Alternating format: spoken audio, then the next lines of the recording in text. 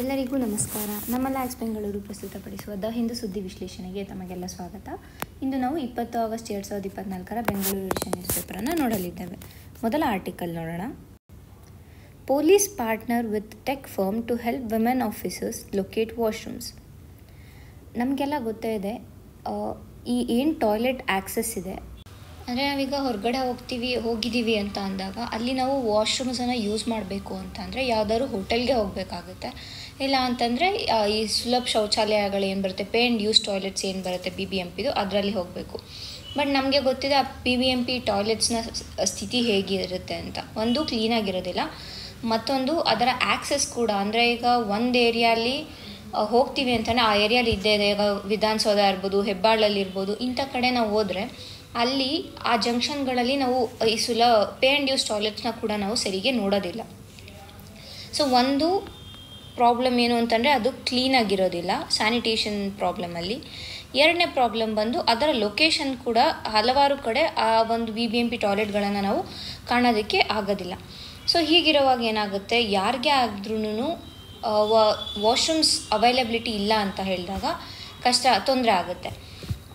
ಒಂದು government rules ಪ್ರಕಾರ ಏನಿದೆ ಅಂತಂದರೆ, ಈ ಯಾವುದೇ ಒಂದು ಪ್ರೈವೇಟ್ ಹೋಟೆಲ್ಸ್ ಇರ್ಬೋದು, ಆ ಹೋಟೆಲ್ಸ್ನಲ್ಲಿರೋ ವಾಶ್ರೂಮನ್ನು ಪಬ್ಲಿಕ್ ಯೂಸ್ಗೆ ತೆರೆದಿರಬೇಕು ಅಂತ ಹೇಳಿದೆ. ಆದರೆ ಹಲವಾರು ಕಡೆ ಏನಾಗುತ್ತೆ ಅಂತಂದರೆ, ಆ ಒಂದು ಟಾಯ್ಲೆಟ್ಸ್ ಆ್ಯಕ್ಸಸ್ ಇರೋದಿಲ್ಲ. ಅಂದರೆ ನೀವು ಅಲ್ಲಿ ಏನಾದ್ರು ತೊಗೊಂಡ್ರೆ ಮಾತ್ರನೇ ಆ ಒಂದು ಶಾಪಲ್ಲಿ ಏನಾದ್ರು ತೊಗೊತೀರಾ ಅಂದರೆ ಅಲ್ಲಿನ ವಾಶ್ರೂಮ್ ನೀವು ಯೂಸ್ ಮಾಡ್ಬೋದಾಗುತ್ತೆ. ಸೊ ಕೆಲವು ಕಡೆ ಏನಾಗುತ್ತೆ ಅಂತಂದರೆ, ಏನು ಶಾಪ್ಗೆ ಹೋಗ್ತೀವಿ, ಆ ಶಾಪು ಎಕ್ಸ್ಪೆನ್ಸಿವ್ ಇರ್ಬೋದು, ಅಂದರೆ ಕಾಸ್ಟ್ಲಿ ಪ್ರಾಡಕ್ಟ್ಸ್ ಇರ್ಬೋದು. ಸೊ ನಾವು ಜಸ್ಟ್ ವಾಶ್ರೂಮ್ ಯೂಸ್ ಮಾಡೋದಕ್ಕೋಸ್ಕರ ಅಲ್ಲಿ ಒಂದು ಕಾಸ್ಟ್ಲಿ ಪ್ರಾಡಕ್ಟನ್ನು ತೊಗೋತೀವಿ ಅಂತ ನಾವು ಹೇಳೋದಕ್ಕಾಗೋದಿಲ್ಲ. ಬಿಕಾಸ್ ಎಷ್ಟೊಂದು ಜನ ಅದನ್ನ ಅಫೋರ್ಡ್ ಮಾಡೋಕ್ಕೆ ಕೂಡ ಆಗೋದಿಲ್ಲ.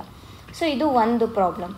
ಇನ್ನೊಂದು ಪ್ರಾಬ್ಲಮ್ ಏನು ಅಂತಂದರೆ, ಇರುತ್ತೆ ವಾಶ್ರೂಮ್ಸ್, ಬಟ್ ಮತ್ತೆ ಅಲ್ಲಿ ಕ್ಲೀನ್ಲಿನೆಸ್ ಇರ್ಬೋದು, ಅಥವಾ ಅದರ ಲಾಕ್ಸ್ ಡೋರ್ ಇಲ್ಲದೇ ಇರ್ಬೋದು. ಸೊ ಈ ರೀತಿಯಾದ ಒಂದು ಪ್ರಾಬ್ಲಮ್ಗಳಿರುತ್ತೆ. ಈಗ ನಾವಾದರೆ ಏನು ಮಾಡ್ತೀವಿ, ಸರಿ ಆಚೆ ಹೋಗಿದ್ದೀವಿ, ಏನೋ ಒಂದು ಮಾಡ್ಕೊಂಡು ಮನೆಗೆ ವಾಪಸ್ ಬಂದುಬಿಡ್ತೀವಿ. ಬಟ್ ಈಗ ವುಮೆನ್ ಪೊಲೀಸ್ ಆಫೀಸರ್ಸ್ನ ನಾವು ತೊಗೊಂಡ್ರೆ, ಟ್ರಾಫಿಕ್ ಪೊಲೀಸ್ ಆಫೀಸರ್ಸ್ನ ನಾವು ತೊಗೊಂಡ್ರೆ, ಅವರು ಆ ಟ್ರಾಫಿಕ್ ಜಂಕ್ಷನ್ಸಲ್ಲಿ ಇರಬೇಕಾಗುತ್ತೆ. ಬಟ್ ಅವ್ರು ವಾಶ್ರೂಮ್ಸನ್ನು ಯೂಸ್ ಮಾಡಬೇಕು ಅಂದರೆ ಅವ್ರಿಗೆ ಬಹಳ ತೊಂದರೆ ಆಗ್ತಾ ಇರುತ್ತೆ. ಸೊ ಅದನ್ನು ನಿವಾರಿಸೋದಕ್ಕೋಸ್ಕರ ಈ ಸರ್ಕಾರ, ಪೊಲೀಸ್ ಡಿಪಾರ್ಟ್ಮೆಂಟ್ ಏನು ಮಾಡಿದೆ ಅಂತಂದರೆ, ಒಂದು ಪ್ರೈವೇಟ್ ಕಂಪನಿ ಜೊತೆ, ಊಲು ಅನ್ನೋ ಪ್ರೈವೇಟ್ ಕಂಪನಿ ಜೊತೆ ಟೈಅಪ್ ಮಾಡ್ಕೊಂಡಿದೆ. ಸೊ ಈ ಒಂದು ಊಲು ಕಂಪನಿ ಏನು ಮಾಡುತ್ತೆ ಅಂತಂದರೆ, ಅದು ಒಂದು ಆ್ಯಪ್ ಬೇಸ್ಡ್ ಕಂಪನಿ ಆಗಿದೆ. ಸೊ ನಮ್ಮ ಮೊಬೈಲಲ್ಲಿ ಈ ಆ್ಯಪನ್ನು ಇನ್ಸ್ಟಾಲ್ ಮಾಡಿದ್ರೆ ನಿಯರ್ ಬೈ ಯಾವ ವಾಶ್ರೂಮ್ಸ್ ಅವೈಲಬಲ್ ಇದೆ, ಅಂದರೆ ಕ್ಲೀನಾಗಿರುತ್ತೆ, ಪ್ಲಸ್ ಎಲ್ಲ ಇನ್ಫ್ರಾಸ್ಟ್ರಕ್ಚರು ಚೆನ್ನಾಗಿರುವಂತಹ ವಾಶ್ರೂಮ್ಸನ್ನು ಈ ಊಲು ಆ್ಯಪ್ ಬಂದು ಲೊಕೇಟ್ ಮಾಡುತ್ತೆ. ಸೊ ಇದು 1 ವರ್ಷ ಎಲ್ಲರಿಗೂ ಫ್ರೀ ಯೂಸ್ ಇದೆ. ಅದಾದಮೇಲೆ ಮಂತ್ಲಿಗೆ ಇಂತಿಷ್ಟು ಅಂತ ಪೇ ಮಾಡಿ ನಾವು ಆ ಆ್ಯಪನ್ನು ಯೂಸ್ ಮಾಡಬೇಕಾಗುತ್ತೆ. ಸೊ ಮೊದಲನೇದಾಗಿ ಈ ಒಂದು ಆ್ಯಪಿಂದ ವಿಮೆನ್ ಪೊಲೀಸ್ ಆಫೀಸರ್ಸ್ ಏನಿದ್ದಾರೆ ಅವ್ರಿಗೆ ಬಹಳಷ್ಟು ಹೆಲ್ಪ್ ಆಗುತ್ತೆ. ಯಾಕೆಂದರೆ ಅವ್ರು ಇವಾಗ ಯಾವುದಾದ್ರು ಜಂಕ್ಷನಲ್ಲಿ ಇದ್ದಾರೆ. ಸೊ ಆ ಜಂಕ್ಷನ್ನ ಜಾಸ್ತಿ ಹೊತ್ತು ಬಿಟ್ಟು ಹೋಗೋದಕ್ಕಾಗೋದಿಲ್ಲ. ಅವರಾಗ ಈ ಆ್ಯಪನ್ನು ಬಳಸಿ ನಿಯರ್ ಬೈ ಯಾವ ಒಂದು ವಾಶ್ರೂಮ್ ನಿಯರ್ ಬೈ ಇದೆ ಅಂತ ಅವರು ಲೊಕೇಟ್ ಮಾಡಿಕೊಂಡು ಹೋಗ್ಬಿಟ್ಟು ಬರ್ಬೋದಾಗುತ್ತೆ. ಸೊ ಈ ಒಂದು ನಿಟ್ಟಿನಲ್ಲಿ ಪೊಲೀಸ್ ಡಿಪಾರ್ಟ್ಮೆಂಟ್ ಬಂದು ವುಮೆನ್ ಆಫೀಸರ್ಸ್ ವಾಶ್ರೂಮ್ ಯೂಸ್ ಮಾಡೋದಕ್ಕೆ ಫೆಸಿಲಿಟೀಸ್ನ ಪ್ರೊವೈಡ್ ಮಾಡೋದಕ್ಕೋಸ್ಕರ ಈ ಒಂದು ಪ್ರೈವೇಟ್ ಫಾರ್ಮ್ ಜೊತೆ ಟೈಅಪ್ ಆಗಿದೆ. ಇದು ನಮಗೇನಕ್ಕೆ ಎಕ್ಸಾಮಲ್ಲಿ ಇಂಪಾರ್ಟೆಂಟ್ ಆಗುತ್ತೆ ಅಂದರೆ, ಗವರ್ನೆನ್ಸ್ ಸ್ಟ್ರಕ್ಚರ್ ಗವರ್ನೆನ್ಸ್ ಟಾಪಿಕ್ ಏನಿದೆ ಪೇಪರ್ 2ನಲ್ಲಿ, ಅಲ್ಲಿ ನಾವು ಈ ಒಂದು ಎಕ್ಸಾಂಪಲನ್ನು ಕೊಡ್ಬೋದಾಗುತ್ತೆ. ಅದಕ್ಕಾಗಿ ಈ ಒಂದು ಟಾಪಿಕ್ ನಮಗೆ ಇಂಪಾರ್ಟೆಂಟ್ ಆಗುತ್ತೆ. ಮುಂದಿನ ಆರ್ಟಿಕಲ್ ನೋಡೋಣ. The tyranny of inequality. ಈಗಾಗಲೇ ನಾವು ಹಲವಾರು ರಿಪೋರ್ಟ್ಗಳಲ್ಲಿ ನೋಡಿದ್ವಿ, ಭಾರತದಲ್ಲಿ ಟಾಪ್ 5% ಜನ ಏನಿದ್ದಾರೆ ಅವ್ರ ಹತ್ರ ಸುಮಾರು 70%ರಷ್ಟು ಹಣ ಇದೆ. ಹಣ ಅಂತಂದರೆ ಮಾನಿಟರಿ ಟರ್ಮ್ಸ್ ಅಂತಲೇ ಅಲ್ಲ, ಪ್ರಾಪರ್ಟಿ ಇರ್ಬೋದು, ಟೋಟಲ್ ವೆಲ್ತ್ ಅವ್ರ ಹತ್ರ 70% ಅಷ್ಟು ವೆಲ್ತು ಟಾಪ್ 5% ಅಲ್ಲೇ ಇದೆ. ಸೊ ಇದರಿಂದ ನಮ್ಗೆ ಏನು ತಿಳಿಯುತ್ತೆ, ಇನ್ಕಮ್ ಇನ್ಇಕ್ವಾಲಿಟಿ ಬಗ್ಗೆ ನಮಗೆ ಒಂದು ಪಿಕ್ಚರ್ ಸಿಗುತ್ತೆ. ಇದೇ ಇನ್ಕಮ್ ಇನ್ಇಕ್ವಾಲಿಟಿಯನ್ನು ಇಟ್ಕೊಂಡು ಈ ಒಂದು ಆರ್ಟಿಕಲ್ ಮಾತಾಡ್ತಾ ಇದೆ. ಏನು ಹೇಳ್ತಾ ಇದೆ ಇಲ್ಲಿ ಅಂತಂದರೆ, ಈ ಇನ್ಕಮ್ ಇನ್ಇಕ್ವಾಲಿಟಿ ಮತ್ತು ಕರಪ್ಷನ್ ಎರಡು ಡೈರೆಕ್ಟಾಗಿ ರಿಲೇಟ್ ಆಗಿದೆ ಅಂತ ಹೇಳ್ತಾ ಇದ್ದಾರೆ. ಅದಕ್ಕೆ ಕೆಲವೊಂದು ರಿಪೋರ್ಟ್ಸ್ಗಳನ್ನು ಇವರು ಸ್ಟೇಟ್ ಮಾಡಿದ್ದಾರೆ, ಹಾಗೆ ಕೆಲವೊಂದು ಎಕ್ಸಾಂಪಲ್ಸನ್ನು ಕೂಡ ಕೊಟ್ಟಿದ್ದಾರೆ. ಏನು ಅಂತ ನಾವು ನೋಡೋಣ. ಮೊದಲಿಗೆ ಇವರಲ್ಲಿ ಏನು ಹೇಳ್ತಾ ಇದ್ದಾರೆ ಅಂತಂದರೆ, income inequality breeds corruption in intersection of government and business ಅಂತ. ಸೊ ಮೊದಲಿಗೆ ನಾವಿಲ್ಲಿ ಕರಪ್ಷನ್ ಅಂತಂದರೆ ಏನು ಅಂತ ನೋಡೋಣ. ಕರಪ್ಷನ್ ಅಂತ ಆ್ಯಕ್ಚುಯಲ್ ಡೆಫಿನಿಷನ್ ಏನಿದೆ ಅಂತಂದರೆ, ಗವರ್ನಮೆಂಟ್ ಆಫೀಸ್ಗಳಲ್ಲಿ ಅವರ ಒಂದು ಸ್ವಂತ ಲಾಭಕ್ಕಾಗಿ ಏನು ಮಾನಿಟರಿ ಬೆನಿಫಿಟ್ಸನ್ನು ತೊಗೊತಾರೆ ಅದನ್ನು ಕರಪ್ಷನ್ ಅಂತ ಡಿಫೈನ್ ಮಾಡಿದ್ದಾರೆ. ಸೊ ಇಲ್ಲಿ ನಾವು ಕರಪ್ಷನ್ ಡೆಫಿನಿಷನಲ್ಲೇ ನಾವು ತಪ್ಪನ್ನು ನೋಡ್ಬೋದಾಗುತ್ತೆ. ಏಕೆಂದರೆ ಇಲ್ಲಿ ಕರಪ್ಷನ್ ಅಂತಂದರೆ ಕೇವಲ ಗವರ್ನಮೆಂಟ್ ಆಫೀಸ್ ಅಥವಾ ಪಬ್ಲಿಕ್ ಆಫೀಸ್ ಅಂತ ತೊಗೊಂಡಿದ್ದಾರೆ. ಪಬ್ಲಿಕ್ ಆಫೀಸ್ ಅಂತ ಬಂದಾಗ ಇಲ್ಲಿ ಬಿಸ್ನೆಸ್ಗಳಲ್ಲೂ ಕೂಡ ಕರಪ್ಷನ್ ಆಗುತ್ತೆ. ಸೊ ಕರಪ್ಷನ್ ಡೆಫಿನಿಷನಲ್ಲೇನೇ ನಾವು ಸರಿಯಾದ ಡೆಫಿನಿಷನ್ ಇಲ್ಲ ಕರಪ್ಷನ್ಗೆ ಅಂತಲೇ ನಾವು ಇಲ್ಲಿ ಹೇಳ್ಬೋದಾಗುತ್ತೆ. ಇದು ಮೊದಲನೇ ಪಾಯಿಂಟ್. ಎರಡನೇ ಪಾಯಿಂಟ್ ಏನಂತಂದರೆ ಇಲ್ಲಿ ಒಂದು ಪಿಕೆಟಿ ಮೆಷರ್ ಅಂತ ಒಂದು ರಿಪೋರ್ಟ್ ಇದೆ. ಸೊ ಆ ರಿಪೋರ್ಟ್ ಪ್ರಕಾರ ಏನು ಹೇಳ್ತಾ ಇದೆ ಅಂದರೆ ಈ ಲಾಸ್ಟ್ ಒಂದು ಡಿಕೇಡ್ ಏನಿದೆ ಅಂದರೆ ಲಾಸ್ಟ್ 10 ವರ್ಷ 2014ರಿಂದ 2022 ಏನಿದೆ ಅದರಲ್ಲಿ ಟಾಪ್ 1% ಮೋರ್ ದೆನ್ 40% ವೆಲ್ತನ್ನು ಭಾರತದಲ್ಲಿ ಕಂಟ್ರೋಲ್ ಮಾಡ್ತಾ ಇದೆ ಅಂತ ಹೇಳಿದೆ. ಯಾವುದು ಪಿಕೆಟಿ ಮೆಷರ್ ಅಂತ ಏನು ಒಂದು ರಿಪೋರ್ಟ್ ಬರುತ್ತೆ ಅದರ ಪ್ರಕಾರ ಟಾಪ್ 1% ಜನ 40%ಗಿಂತ ಹೆಚ್ಚಿನ ವೆಲ್ತನ್ನು ಭಾರತದಲ್ಲಿ ಕಂಟ್ರೋಲ್ ಮಾಡ್ತಾ ಇದ್ದಾರೆ ಅಂತ ಹೇಳಿದ್ದಾರೆ. ಸೊ ಈ ಒಂದು ಅಂಶನ ಗಮನಿಸಿ ಭಾರತ ಪ್ರಪಂಚದಲ್ಲೇನೇ ಅತಿ ಹೆಚ್ಚು ಇನ್ಈಕ್ವಾಲಿಟಿ ಅಥವಾ ಅನ್ಈಕ್ವಲ್ ಕಂಟ್ರೀಸಲ್ಲಿ ಒಂದಾಗಿದೆ ಅಂತ ನಾವು ಹೇಳ್ಬೋದಾಗುತ್ತೆ. ಇದು ಎರಡನೇ ಪಾಯಿಂಟ್. ಮೂರನೇ ಪಾಯಿಂಟ್ ಇಲ್ಲಿ ಏನು ಮಾತಾಡ್ತಾ ಇದ್ದಾರೆ ಅಂತಂದರೆ ಈ ಇನ್ಕಮ್ ಇನ್ಈಕ್ವಾಲಿಟಿ ಮತ್ತು ಕರಪ್ಷನ್ ಮಧ್ಯೆ ಡೈರೆಕ್ಟ್ ರಿಲೇಷನ್ ಇದೆ ಅಂತ ಹೇಳ್ತಾ ಇದ್ದಾರೆ. ಸೊ ಅದು ಹೇಗೆ ಅಂತ ಅಂದರೆ ಇಲ್ಲಿ ಈ ಪಿಕೆಟಿ ಮೆಷರ್ ಏನಿದೆ ಇದು ಇನ್ಕಮ್ ಇನ್ಈಕ್ವಾಲಿಟಿಯನ್ನು ಡಿಫೈನ್ ಮಾಡ್ತಿದೆ.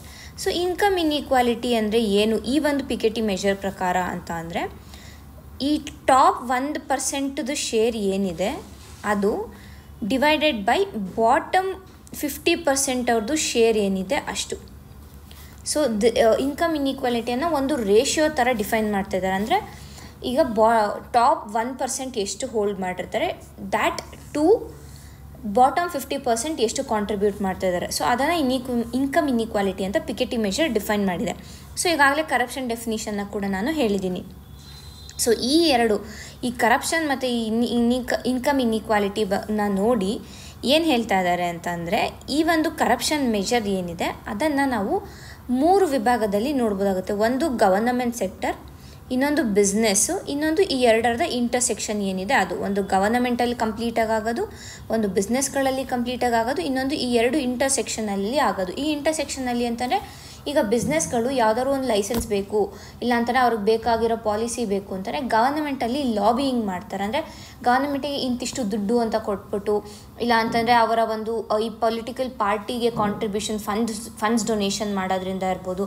ಸೊ ಈ ರೀತಿಯಾದ ಒಂದು ಆ್ಯಕ್ಷನ್ಸನ್ನು ತಗೊಳ್ಳೋದ್ರಿಂದ ಕರಪ್ಷನ್ ಆಗುತ್ತೆ ಅಂತ ನಾನು ಹೇಳಿದ್ದಾರೆ. ಸೊ ಟೋಟಲಾಗಿ ಕರಪ್ಷನ್ನ ನಾವು 3 ವಿಭಾಗದಲ್ಲಿ ನೋಡ್ಬೋದಾಗುತ್ತೆ. ಒಂದು ಗವರ್ನಮೆಂಟಲ್ಲಿ ಸಪ್ರೇಟಾಗಿ ಆಗೋದು, ಒಂದು ಬಿಸ್ನೆಸ್ಸಲ್ಲಿ ಸಪ್ರೇಟಾಗಿ ಆಗೋದು, ಇನ್ನೊಂದು ಗವರ್ನಮೆಂಟ್ ಮತ್ತು ಬಿಸ್ನೆಸ್ ಎರಡೂ ಸೇರಿ ಇಲ್ಲಿ ಆಗೋದು. ಸೊ ಈ ಗವರ್ನಮೆಂಟ್ ಈ ಒಂದು ಆರ್ಟಿಕಲಲ್ಲಿ ಈ ಗವರ್ನಮೆಂಟ್ ಮತ್ತು ಬಿಸ್ನೆಸ್ ಮಧ್ಯೆ ಏನಾಗ್ತಾಯಿದೆ ಈ ಕರಪ್ಷನ್ ಬಗ್ಗೆ ಮಾತಾಡಿರೋದು ಹೆಚ್ಚಾಗಿದೆ. ಸೊ ಈ ಒಂದು ಏನು ಗವರ್ನಮೆಂಟ್ ಮತ್ತು ಬಿಸ್ನೆಸ್ ಮಧ್ಯೆ ಕರಪ್ಷನ್ ನಡೀತಾ ಇದೆ ಇಲ್ಲಿ ನಾವು ರೆಂಟ್ ಸೀಕಿಂಗ್ ಬಿಹೇವಿಯರ್ ಅಂತ ನೋಡ್ತೀವಿ. ಏನು ಈ ರೆಂಟ್ ಸೀಕಿಂಗ್ ಬಿಹೇವಿಯರ್ ಅಂತ ಅಂದರೆ ಈಗ ರೆಂಟ್ ಅಂತಂದರೆ ಏನು, ನಾವು ಯಾವುದೋ ಒಂದು ಈಗ ನಾವು ಮನೆಯನ್ನು ಬಳಸ್ತಾ ಇದ್ದೀವಿ ಅಂತ ಅಂದರೆ ಓನರ್ಗೆ ಇಂತಿಷ್ಟು ರೆಂಟ್ ಅಂತ ಕೊಡ್ತೀವಿ. ಸೊ ಓನರ್ದು ರೆಂಟ್ ಸೀಕಿಂಗ್ ಬಿಹೇವಿಯರ್ ಆಗುತ್ತೆ. ಅಂದರೆ ಯಾವುದೋ ಒಂದು ಮಾನಿಟರಿ ಗೇಯ್ನಿಗೋಸ್ಕರ ನನ್ನ ಹತ್ರ ಇರುವಂಥ ವಸ್ತುನ ಯೂಸ್ ಮಾಡ್ಕೊಳ್ಳೋದಕ್ಕೆ ಬಿಡೋದು. ಈಗ ಉದಾಹರಣೆಗೆ ಹೋದರೆ ಈಗ ಗವರ್ನಮೆಂಟು ಬಿಸ್ನೆಸಸ್ಗೆ ಯಾವುದಾದ್ರು ಒಂದು ಪವರ್ ಪ್ಲ್ಯಾಂಟನ್ನು ಯೂಸ್ ಮಾಡ್ಕೊಳ್ಳೋದಕ್ಕೆ ಬಿಡೋದು ಆ ಥರ, ಅಥವಾ ಇಲ್ಲ ಒಂದು ಲೈಸೆನ್ಸನ್ನು ಕೊಡೋದು. ಈಗ ಕೋಲ್ ಫೀಲ್ಡ್ ಮೈನ್ ಮಾಡಬೇಕು ಅಂತಾರೆ ಅದಕ್ಕೆ ಲೈಸೆನ್ಸನ್ನು ಕೊಡ್ತಾ ಇದೆ ಗವರ್ನಮೆಂಟ್.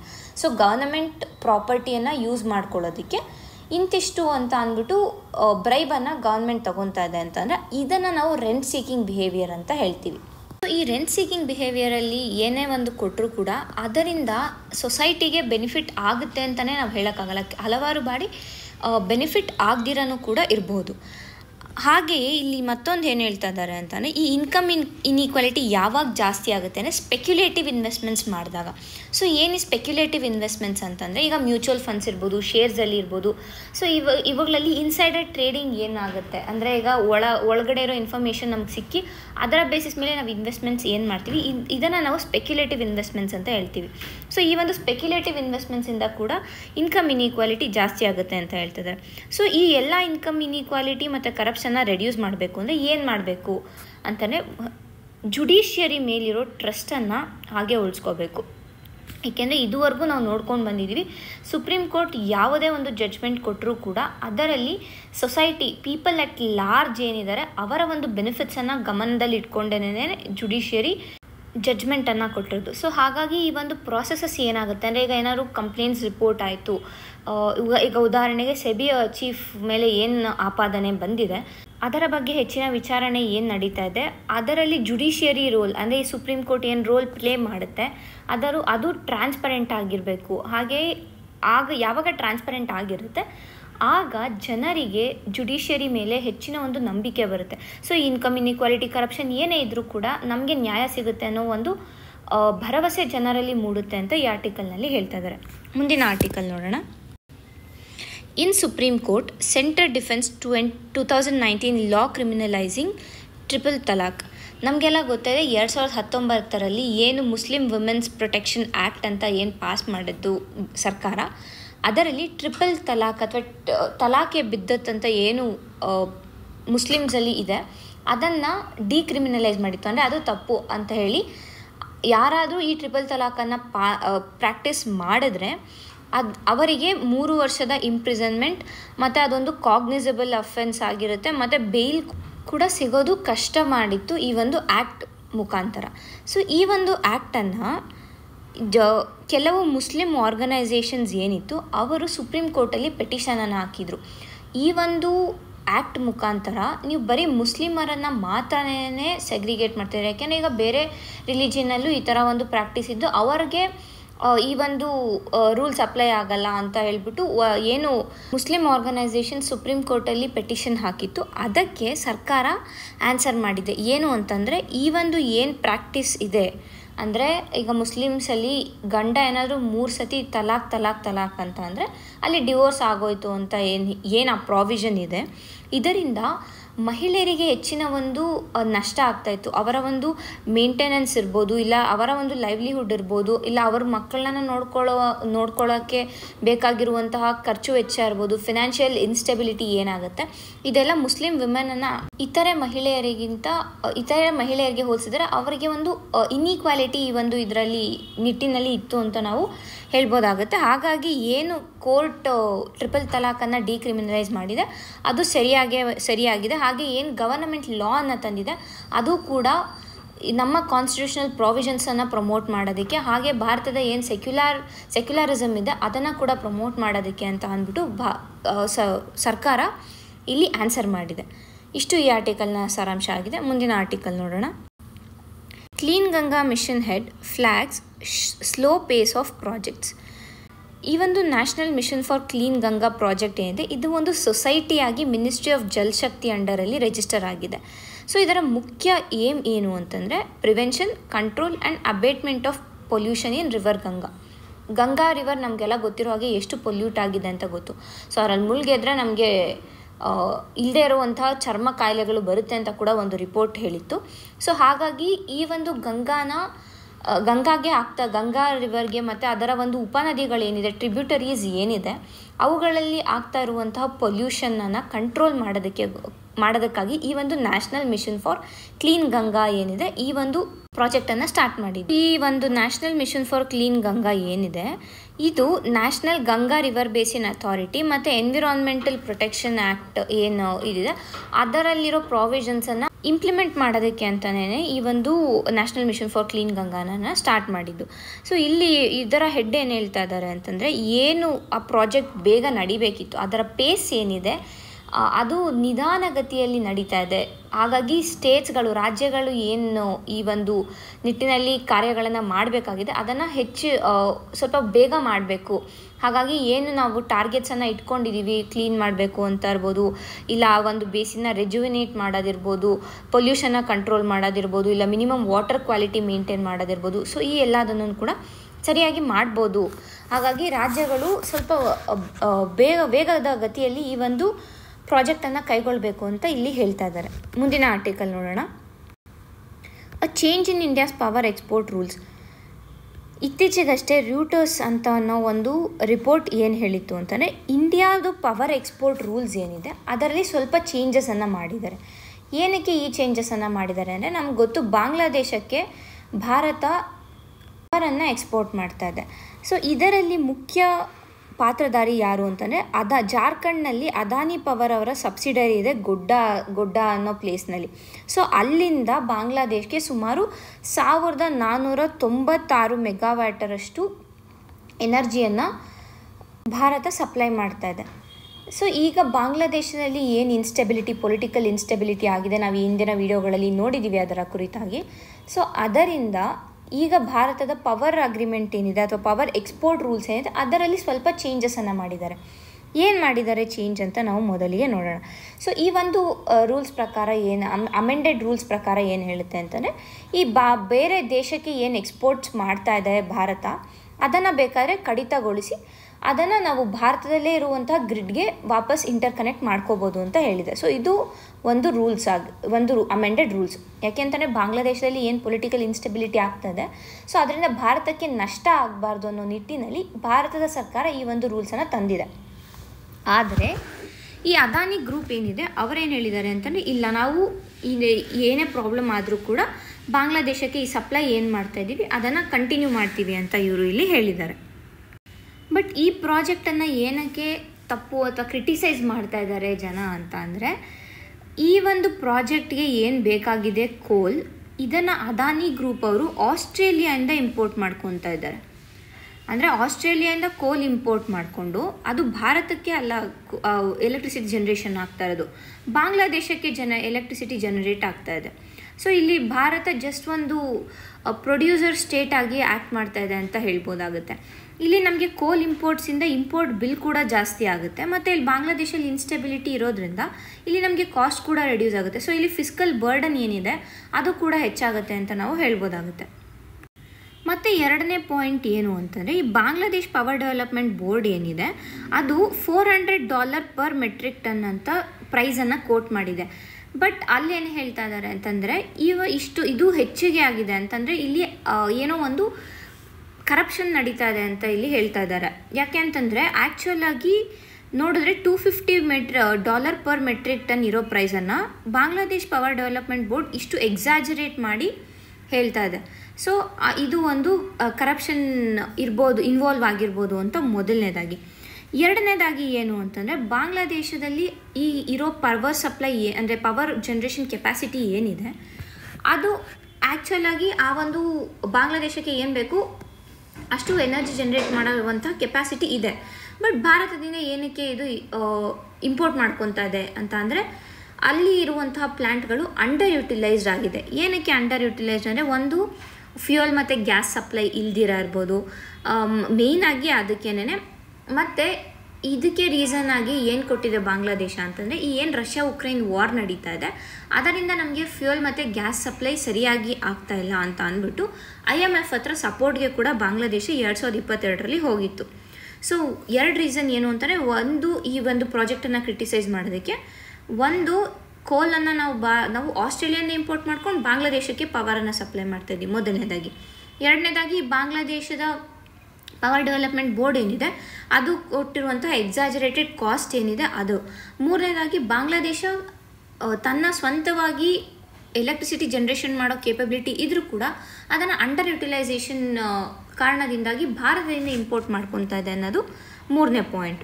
ಈಗ ಇಂಡಿಯಾದು ಪವರ್ ಎಕ್ಸ್ಪೋರ್ಟ್ ರೂಲ್ಸಲ್ಲಿ ಏನು ಚೇಂಜ್ ಬಂದಿದೆ, ಇದರಿಂದ ಕಂಪನಿಗಳಿಗೆ ಆಗಲಿ ಸರ್ಕಾರಕ್ಕೆ ಆಗಲಿ ಒಳ್ಳೆಯದೇ ಆಗುತ್ತೆ. ಯಾಕೆಂತಂದರೆ ನಮಗೆ ಗೊತ್ತಿದೆ, ಭಾರತದ ನೇಬರಿಂಗ್ ಕಂಟ್ರೀಸ್ ಎಲ್ಲದರಲ್ಲೂ ಯಾವುದಾದ್ರೂ ಒಂದು ರೀತಿಯಾದ ಇನ್ಸ್ಟೆಬಿಲಿಟಿ ಇದೆ. ಈಗ ಪಾಕಿಸ್ತಾನನ ನೋಡಿದ್ರೆ ಅಲ್ಲಿ ಪೊಲಿಟಿಕಲ್ ಇನ್ಸ್ಟೆಬಿಲಿಟಿ ನಡೀತಿದೆ, ಆಫ್ಘಾನಿಸ್ತಾನಲ್ಲಿ ತಾಲಿಬಾನ್ ಚಾಲೆಂಜ್ ಇದೆ, ನೇಪಾಳಕ್ಕೆ ಬಂದರೆ ಮತ್ತೆ ಅಲ್ಲಿ ಗವರ್ನಮೆಂಟ್ ಚೇಂಜ್ ಆಗ್ತಾ ಇರೋದು, ಬಾಂಗ್ಲಾದೇಶಲ್ಲಿ ಈಗಾಗಲೇ ನೋಡಿದ್ದೀವಿ ಸ್ಟೂಡೆಂಟ್ಸ್ ಪ್ರೊಟೆಸ್ಟ್ ನಡೀತಿದೆ, ಮಯನ್ಮಾರಿಗೆ ಬಂದರೆ ಮತ್ತೆ ಅಲ್ಲಿ ರೋಹಿಂಗ್ಯಾ ಇಶ್ಯೂ ಇದೆ.